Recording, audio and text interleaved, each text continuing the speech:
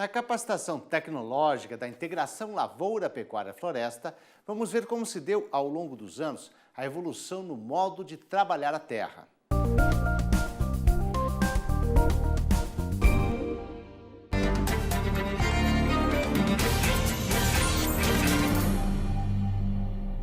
Olá pessoal, meu nome é Ana Clara e nessa aula nós vamos abordar o tema ILPF para o bioma Caatinga. A aula está dividida em 5 tópicos. O primeiro, uma introdução, onde nós vamos contextualizar os modelos tradicionais de produção na Caatinga.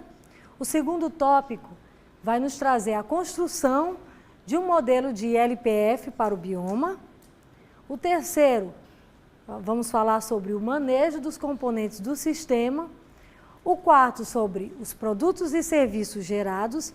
E, por fim, as considerações finais.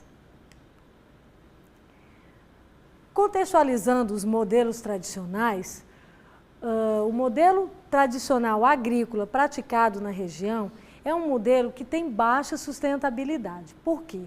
Ele é baseado no uso do fogo, e o fogo, especialmente no bioma Caatinga, ele é muito danoso porque, pela ação do intemperismo, a quantidade de matéria orgânica que se acumula ano a ano é integralmente consumida. Então, se a gente faz uso do fogo, a gente tem uma tendência, ao longo do ano, ao longo dos períodos, de exaurir todo o potencial que aquele solo tem. Então, é uma prática muito danosa e é uma das práticas mais importantes hoje para a questão da degradação do ambiente da Caatinga. As culturas que são cultivadas, em geral, são culturas de subsistência, feijão, milho, mandioca, e a forma como essas culturas são cultivadas usam técnicas que não permitem com que a matéria orgânica e nutrientes retornem para o solo após o cultivo. Então, não usa o plantio direto. E a consequência disso é que, após um período de uso, essas áreas elas ficam totalmente inadequadas para o cultivo agrícola, porque perdem a fertilidade natural e isso não é reposto, nem através de adubações, nem através de pousios ou descanso. Então, as áreas vão sendo abandonadas. E, com isso, o modelo tradicional, ele tende a causar um alto impacto negativo em relação à degradação da Caatinga. Em termos de pecuária, o que se observa é que a maioria dos modelos de produção, eles são mistos, ou seja, existe a presença de caprinos, ovinos, bovinos, aves, suínos e outros tipos de animais, como mulas, burros, que estão presentes dividindo uma mesma área. O regime de criação é extensivo do ponto de vista de que não há aporte de nutrientes de fora do sistema, mas, por outro lado, é intensivo porque as áreas que estão sendo utilizadas são áreas cada vez menores, com a manutenção do mesmo número de animais. E qual é o problema desse manejo que é dado na pecuária? O problema dele é um pouco parecido com o problema que a agricultura tem causado, que é levar à degradação. Só que o motivo para essa degradação é o superpastejo. Muito mais animais são colocados para pastejar numa área do que aquela área suportaria em termos de sustentabilidade. A gente pode ver que o ideal seria trabalhar de 10 a 12 hectares para manter, por exemplo, um bovino. E nas atuais densidades que nós nos encontramos na região, a gente tem até mais 2 ou 3 animais numa mesma área. Então, essa alta carga, ela causa uma degradação muito grande no ambiente. Em termos florestais, a coisa se agrava ainda mais. Por quê? Porque é cada vez maior o número de desmatamento que está passando o bioma. então corte e queima e uso como matriz energética. Então o bioma Caatinga é um dos biomas mais ameaçados pelo seu tamanho e pela quantidade de ações danosas que têm sido feitas e que esse bioma tem sofrido. Diferente da Amazônia, que existe uma série de leis que protegem esse bioma contra o desmatamento, ainda falta muita coisa em relação à legislação que proteja esse bioma. Por isso que essas áreas estão cada vez mais sofrendo esses efeitos de degradação. E o que a gente observa é que existe uma ausência de sinergia entre esses três usos, entre o uso agrícola, pecuário e pastoril. Então, essa falta de sinergia também contribui para uma baixa sustentabilidade dos sistemas. O objetivo desse segmento, então, vai ser capacitar sobre os fundamentos básicos para implementar e utilizar modelos de produção ILPFs para a Caatinga, baseado em uso de práticas conservacionistas. O que é que vem a ser ILPF para a Caatinga? Na verdade, são sistemas que vão integrar a atividade agrícola, a atividade pecuária e a atividade florestal. Para que vai haver essa integração? Primeiro, o primeiro e mais importante é que vai contribuir com a redução da degradação da Caatinga.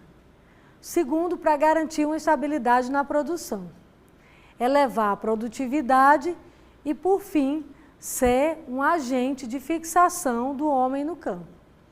E o resultado final que a gente espera com a aplicação dessa prática do ILPF para o bioma Caatinga é que haja sustentabilidade ambiental, econômica e social na exploração da propriedade agrícola no semiárido. Então vamos agora entender um pouquinho como é que foi concebido esse modelo. Primeiro eu fiz aquela contextualização para vocês de como os três elementos que estão presentes numa mesma área, dentro de uma mesma propriedade, estão desconectados. Então, e como hoje a questão agrária, o tamanho reduzido das terras, tem obrigado a que se desenvolvam modelos que sejam mais sustentáveis e adaptados a esses tamanhos de terra.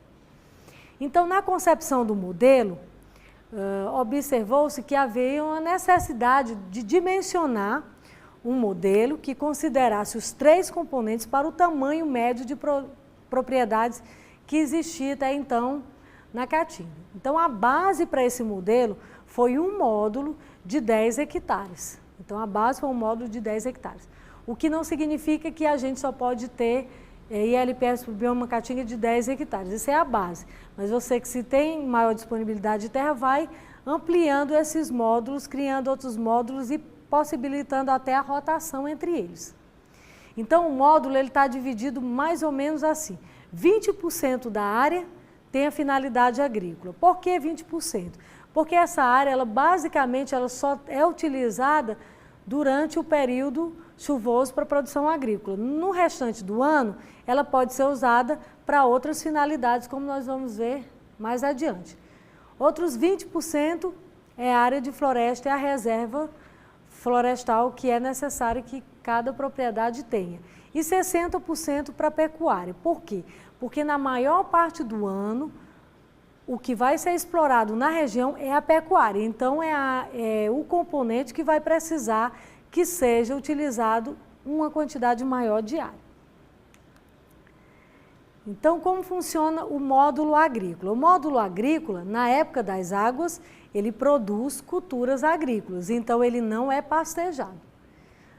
Mas ele vai ser pastejado na época seca, quando os animais têm a oportunidade de consumir tanto restos de cultura quanto bancos de proteína que podem estar implantados nessa área, como nós veremos mais adiante. No módulo de pecuária, na época das águas, os animais pastejam livremente, é o único lugar que eles têm acesso, mas na época seca, eles tanto têm acesso a uma parte dessa área, quanto eles podem também estar recebendo suplementação e pastejando no módulo agrícola. E o módulo florestal? Bom, Em primeiro lugar, a gente deve priorizar, manter, preservar esse módulo florestal para fins de fornecimento de serviços ambientais. É um primeiro uso. E dependendo da propriedade, se ele tem uma outra área que já é a reserva florestal, ele pode estar fazendo uso dessa reserva para o pastejo dos animais. Porque quando caem as folhas no chão, as folhas de algumas plantas que são forrageiras, essas folhas elas servem de alimentação para os animais. Então, agora que a gente já conheceu os 3 módulos e como é que foi a concepção do modelo, nós vamos ver como é que faz para se implantar um modelo desse na prática. Primeiro, vamos começar pela implantação do módulo agrícola. O primeiro pré-requisito para implantar é não utilizar o fogo. Então, como a gente vem de uma base que pretende preservar a caatinga e recuperar áreas degradadas, o fogo não é aceito dentro do modelo. O segundo é o raleamento da caatinga. Eu tenho uma caatinga que ela está em estágio sucessional de degradação e eu vou fazer o quê? Eu vou reduzir o número daquelas plantas invasoras dentro da área através do raleamento para permitir que as plantas favoráveis elas surjam. O raleamento, no caso para fim agrícola, ele deve manter uma cobertura vegetal em torno de 20%. Retira-se a madeira útil, faz-se o picotamento e enleiramento de garranchos, e esse picotamento e enleiramento ele tem uma função de proteger o solo e evitar a erosão. Planta-se leguminosas perenes em aleias. Essas leguminosas elas vão ser plantadas ao lado dessas faixas de garrancho. Para quê? Para quando se decompor esse garrancho, a gente ter a faixa de leguminosa que vai substituir esse garrancho. E essa faixa de leguminosa, ela vai ter uma tripla função. Além de proteger contra a erosão, ela vai também servir de alimento para o animal e servir de adubo para a planta através da incorporação da massa de forragem produzida no período das chuvas para fins de adubação verde da cultura agrícola. E, por fim, vai plantar a cultura agrícola entre as aleias, em faixas. É importante dizer que todo esse trabalho de raleamento, ele deve ser anteriormente aprovado pelo órgão fiscalizador da questão de manejo sustentável do bioma. Então, é sempre importante que haja uma autorização prévia do IBAMA para que seja feita essa prática, mesmo nas áreas que estão degradadas, com presenças de invasoras que devem ser controladas. Até essas áreas, elas têm que ter a manipulação aprovada pelo IBAMA. Então, aqui nós temos algumas fotos para ilustrar isso que eu falei no slide anterior. Nós podemos ver aqui o material picotado e entre esses materiais verdes aí, a gente vê restos dessas árvores que foram cortadas, que tiveram a densidade reduzida e elas estão enleiradas, ou seja, montados montinhos ao longo da área para evitar a questão da erosão. Nessa próxima foto, a gente tem aí essa leguminosa, ela já está implantada há mais de 5 anos, uma implantação que tem 5 anos de idade. A gente pode perceber a presença da leguminosa, que é a leucena, entre as fileiras da cultura agrícola, no caso a cultura agrícola do milho. Então, o que é que se faz? A gente tem a opção de estar cortando esse material, incorporando, ou fazendo feno, ou deixando depois para os animais pastejarem.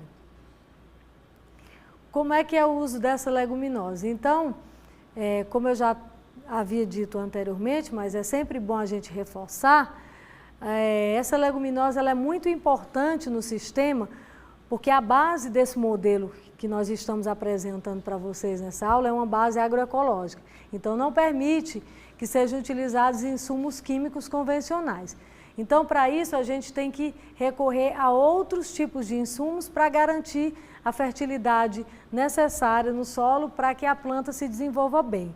Então, a gente tem aí um exemplo do quanto que pode produzir a leucena, glicídia e espécies nativas e que essas quantidades elas podem vir a ser incorporadas, sendo que a leucena ela tem até 25% de nitrogênio na folha, que pode ser incorporada e está disponível para o animal. Na foto, a gente pode ver a leucena, o pé de cultura do milho.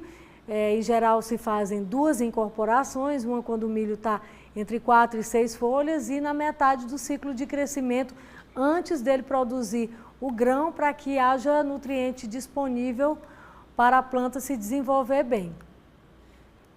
O uso como banco de proteínas, ele é feito para ramoneio na época seca. Então, fez a colheita do material agrícola, então você pode colocar os animais dentro da área para pastejar. E esse pastejo ele tem que ser em torno de 2 horas, que é o tempo suficiente para o animal consumir a quantidade de nitrogênio que ele precisa, que o banco pode fornecer sem causar problemas nutricionais ou sanitários para o animal. O plantio da cultura, aqui a gente pode ver a cultura ela plantada em linha, que é o ideal também é que essas linhas estejam no sentido contrário, a declividade da queda da água. É muito comum no semiárido a gente observar que as pessoas fazem o plantio no mesmo sentido da queda da água, e isso é danoso porque acaba que com a enxurrada vai se perdendo os nutrientes do solo e se depositando nas partes mais baixas. Então é importante também dizer que a gente não recomenda que seja plantado qualquer tipo de cultura se a declividade do terreno for acima de 20%. Entre 10% e 20% pode plantar em faixa, que as aleias vão garantir de segurar o solo. Mas se tiver acima de 20%, não é recomendado nenhuma intervenção, nenhum nível de manipulação, nem nada, porque não é suficiente as aleias e tudo para segurar o solo. Quais são as culturas que são recomendadas nesse modelo? Então, a ideia é a gente estar dando uma contribuição para o modelo tradicional. Então, as culturas são as mesmas. É o milho, o feijão, a mandioca, o algodão, que são as culturas mais cultivadas, mas também outras que ele já tem, como melancia, quiabo, maxixe, gergelim, jerimum. Todas essas culturas elas podem estar presentes dentro do sistema agroflorestal. Mas o que é importante? Qual a contribuição? É que essa cultura que se traga seja uma cultura adaptada à condição do semiárido. Não vai adiantar muito você, numa condição dessa, que está muito susceptível à seca, trabalhar, por exemplo, com um híbrido triplo, alguma coisa assim, que você não vai ter garantia de que se faltar água num determinado momento da cultura vai haver problema.